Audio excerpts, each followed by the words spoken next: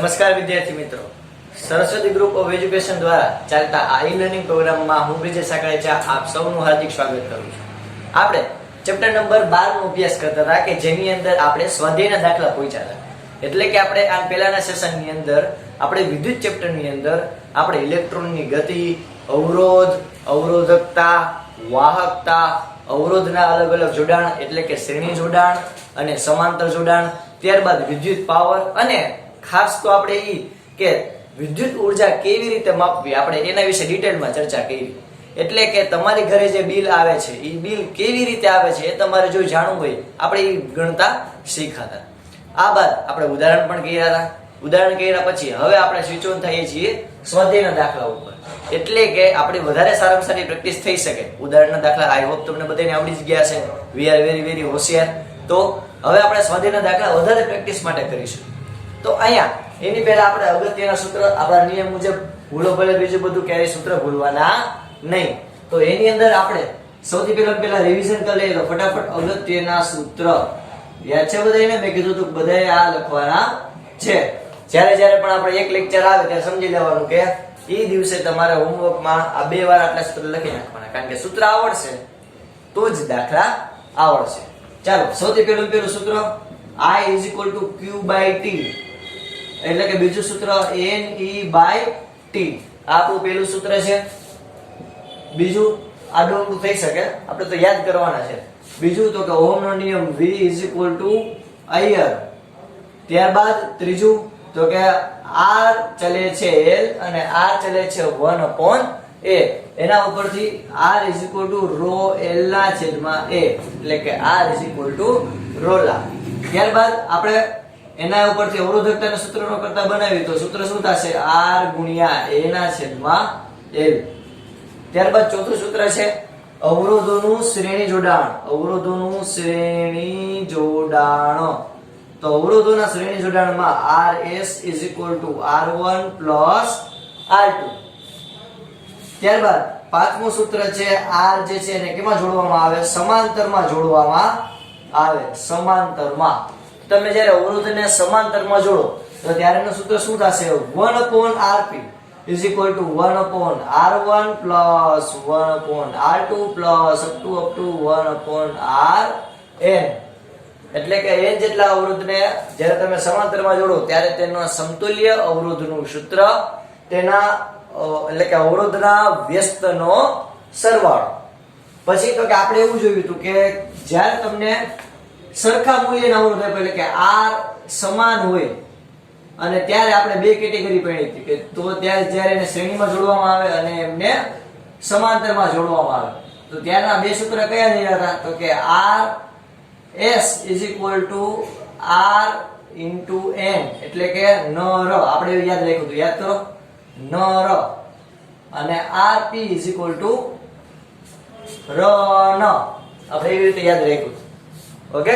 ત્યારબાદ આપણે સાતમું સૂત્ર જોયું હતું R' = N² × R. એટલે કે તમે જ્યારે કોઈ L લંબાઈનો અવરોધ હોય એની લંબાઈ બદલાવો, એની લંબાઈ n ગણી કરો, 2 ગણી, 3 ગણી, 4 ગણી, તમે એની લંબાઈ કરો વધારો તો સામેનું ક્ષેત્રફળ ઘટે. તો ત્યારે જે તમને નવો અવરોધ મળે એનું સૂત્ર શું થશે? N² × R. આ સિવાય ત્યાર પછીનો એટલે કે આઠમું છે H = I²RT. H = I²RT, એટલે કે ઉત્પન્ન થતી ઉષ્માનો અહીંયા આપણને સૂત્ર મળ્યું હતું. એમાં અહીંયા હું અહીંયા મૂકું V = અહીંયા તો મને સૂત્ર શું મળશે? તો કે નવમું સૂત્ર H = IVT.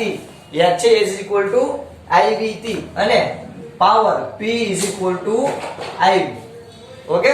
તો આપણે આટલા સૂત્ર આપણે જોઈએ હતા લાસ્ટ ટાઈમમાં. તો આના ઉપરથી આપણે સ્વાધ્યાયના દાખલા કરીશું. ઓકે. ચાલો, તો અહીંયા આપણને પહેલો દાખલો આપેલો છે. જો તમને દેખાતો હશે સ્ક્રીન ઉપર. તો આપણે દાખલા નંબર પહેલાની અંદર આપણને શું કીધું? તો કે જ્યારે એમ કીધું છે કે આ અવરોધ ધરાવતા તારના 5 એક સરખા ભાગ કરવામાં આવે, એટલે કે ટુકડા કરવામાં આવે. મારી પાસે માની લો કે આવી રીતે L લંબાઈનો એક અવરોધ છે, એટલે કે એનું જેનું મૂલ્ય છે R. તેનો એક સરખા 5 ટુકડા કરું, 1 2 3 4 અને પાંચ ટુકડા કરી નાખ્યા, બરોબર. તો હવે આની લંબાઈ એટલે કે આ દરેક અવરોધનું મૂલ્ય કેટલું થાય તો કે r/5 r/5 r/5 r/5 અને r/5. તો r/5 એટલે કે અવરોધના કેટલા ભાગ પડી ગયા 5. હવે r/5 આપણને મળી ગયું એટલે આટલી બધે ક્લિયર. હવે આપણને એમ કીધું કે હવે આ અવરોધને સમાંતરમાં જોડવામાં આવે તો જે તમને અવરોધનો તમારે ગુણોત્તર શોધવાનો છે.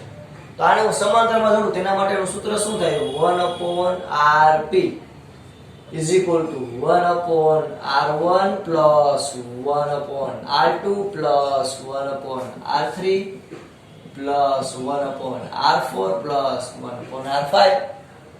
ચાલો હજી આપણે આમાં કિંમત મૂકી 1/rp બરાબર 1/r1 એટલે r ના છેદમાં 5 plus r ના છેદમાં 5 plus r ના છેદમાં 5 plus r ના છેદમાં 5 plus r ના છેદમાં 5 છેદનો છેદ અંશમાં. તો હવે આના પછીનું સ્ટેપ શું આવશે 5 ના છેદમાં r plus 5 ના છેદમાં r plus 5 ના છેદમાં r plus 5 ના છેદમાં r plus 5 ના છેદમાં r. એટલે આટલું ક્લિયર? Okay, ready? ચાલો હવે આપણે rp શોધવાનું છે. આને r કેટલા 1 2 3 4 5 r છે, બરોબર. આયા 1 2 3 4 અને 5. તો આપણને સૂત્ર શું મળશે 1/rp બરાબર આ બધાનો ગુણાકાર કે સરવાળો.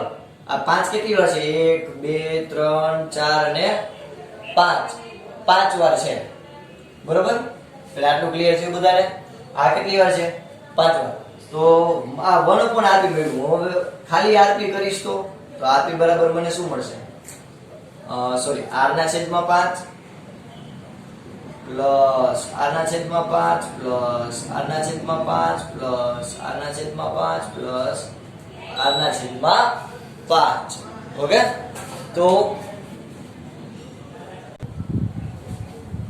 અહીંયા હવે આપણને આ સૂત્રમાં આ શું કિંમત મળશે તો કે r ના છેદમાં 25 કેટલી વાર છે 5 વાર. શું છે 5 તો પછી 25.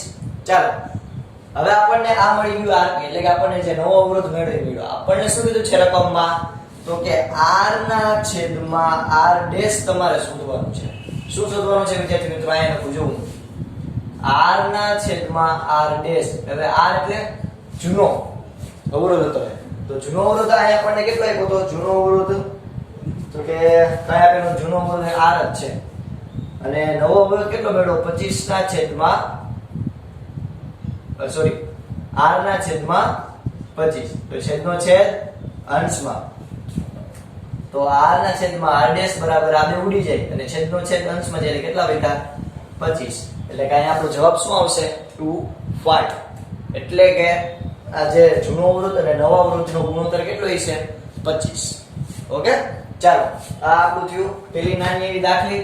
હવે બીજી દાખલીની અંદર તમને જોવો જોઈએ શું કીધું છે તો કે એમાં તમને એમ કીધું છે કે કયું સૂત્ર છે એ પાવરનું નથી એટલે કે કોણ પાવર દર્શાવતું નથી. તો વિચારો જોઈએ કોણ હશે કે જે પાવર દર્શાવતું નથી. તમને 4 ઓપ્શન પણ આપેલા છે, જો છે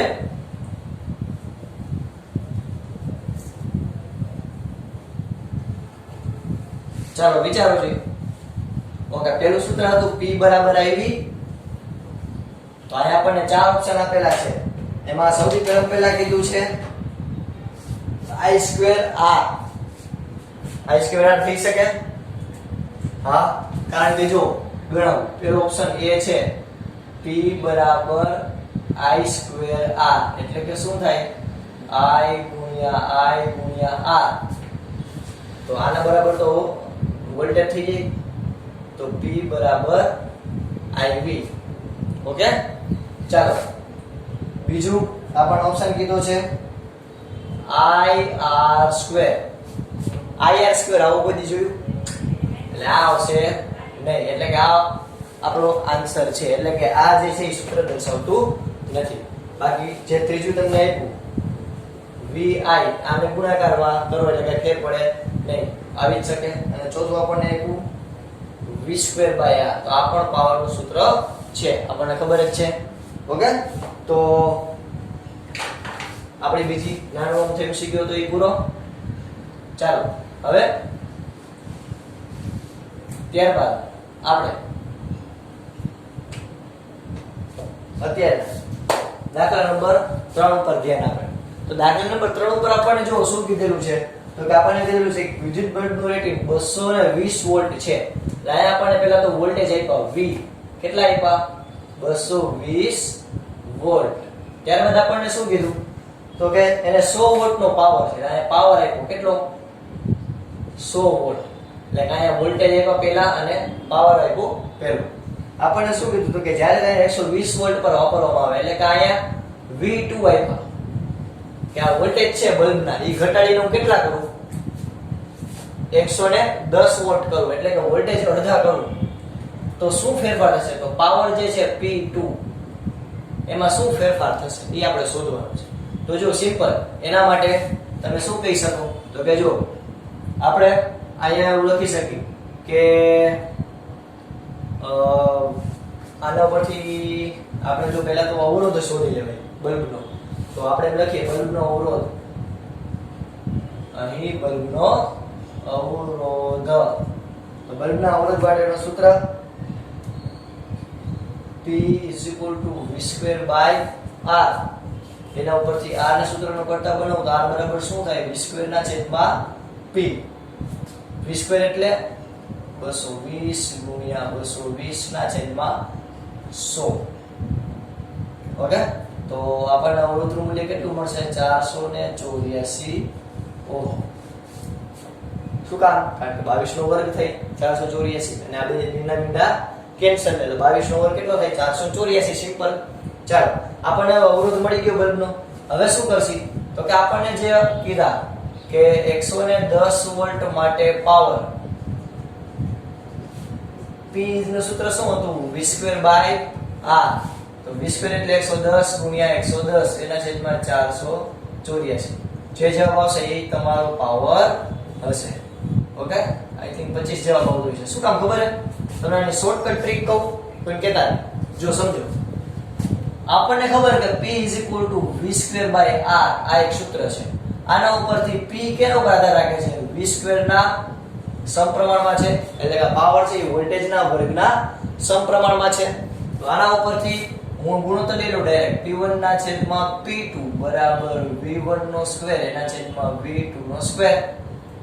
આપણને શું શોધવાનું કીધું, તો કે P2 શોધવાનું. તેને સૂત્રનો કરતા બનાવો તો P2 બરાબર શું થાય P1 × V2 નો સ્ક્વેર ના છેદમાં V1 નો સ્ક્વેર.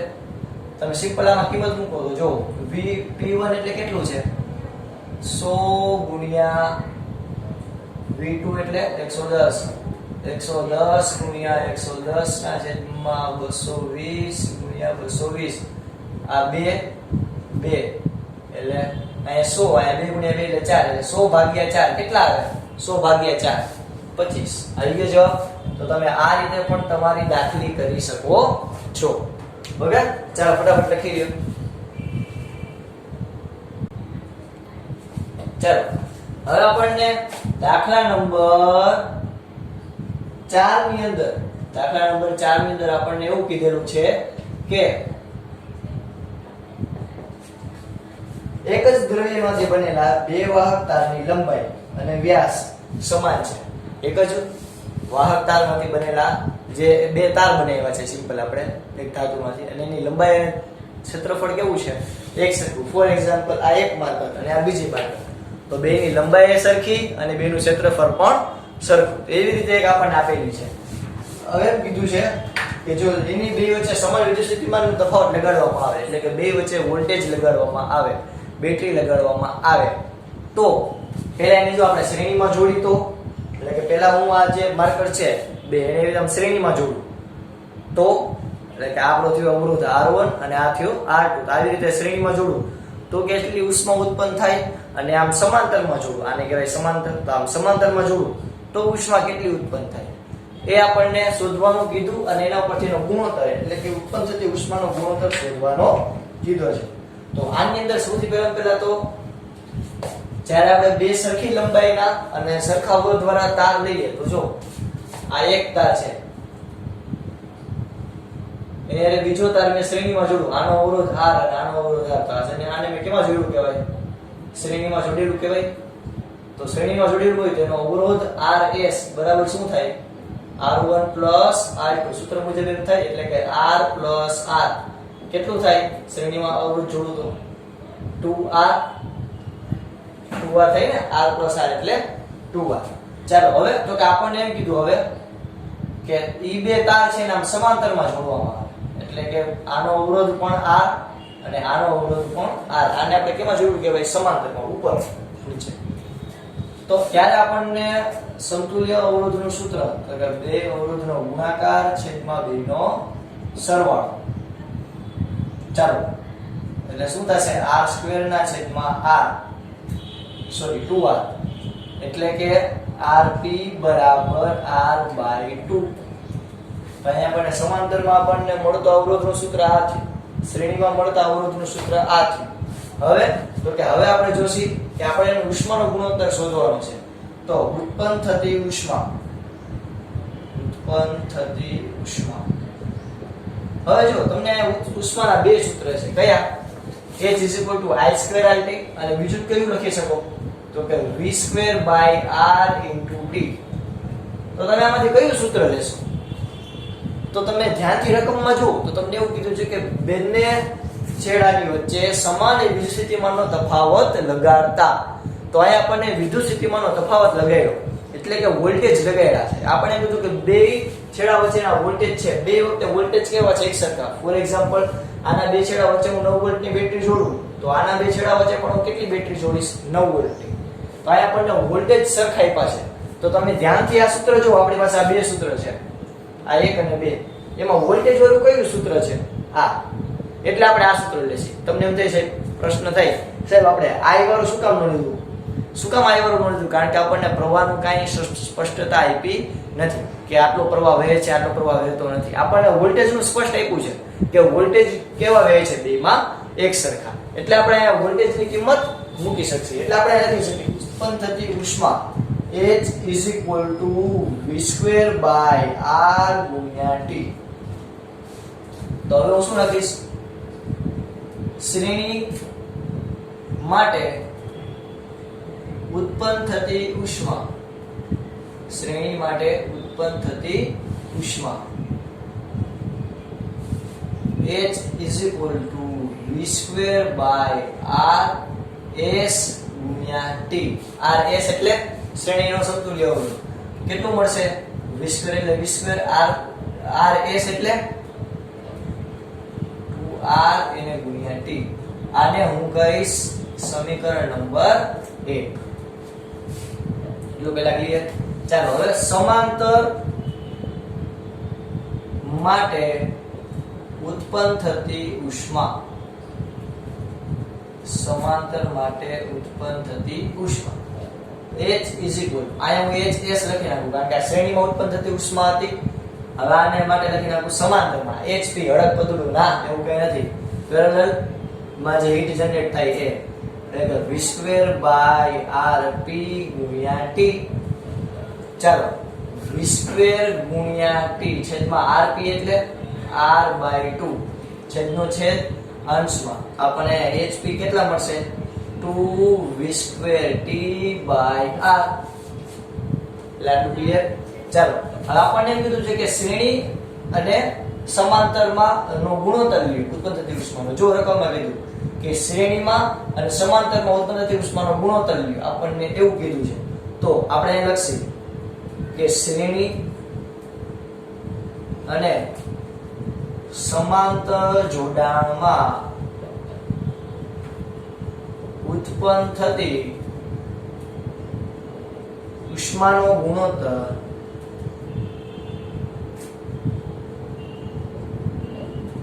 ઉત્પન્ન થતી ઉષ્માનો ગુણોત્તર.